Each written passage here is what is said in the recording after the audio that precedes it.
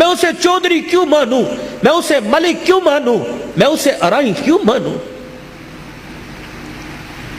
جس نے تقسیم جائیداد کے وقت بیٹوں کو یاد رکھا، بیٹی کو یاد ہی نہیں رکھا۔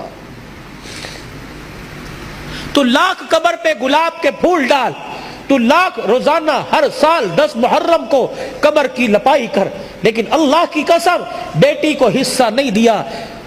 گھر کی مفلسی اور گھر کے حالات پتلے دیکھ کر جب بیٹی کے گھر کا میٹر بجلی کا بل زیادہ آنے پر بجلی کٹے گی، گیس کا کنیکشن کٹے گا، جب ماں سے بچے روٹی مانگیں گے اور ماں دوپٹے میں منہ دے کے روئے گی، تو کیا اللہ تجھے قبر میں سکون کی کروٹیں دے گا؟ نہیں نہیں۔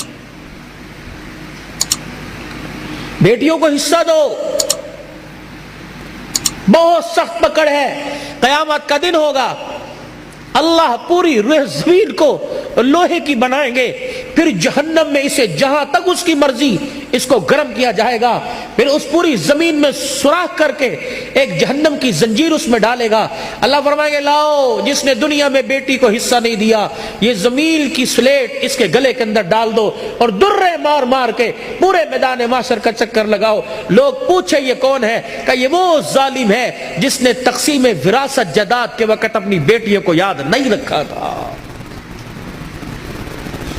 اچھا مجھے ایمانداری سے بتلاؤ،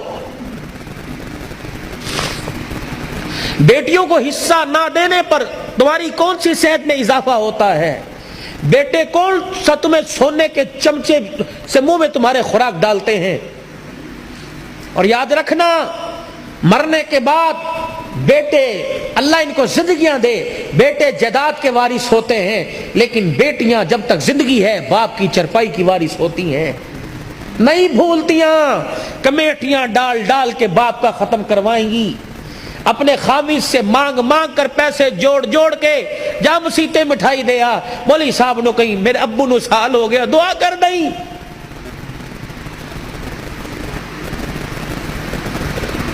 یہ دین ہے، میں اسے کہاں ڈھونڈوں؟ میں اسے کس خطیب کی زبان پہ تلاش کروں؟ کس مورخ کی تاریخ میں تلاش کروں؟ کون سے فسانے اور کون سے ناول میں اور کون سے سنڈے میگزین اور ایکسپریس اور نوائے وقت اخبار میں تلاش کروں؟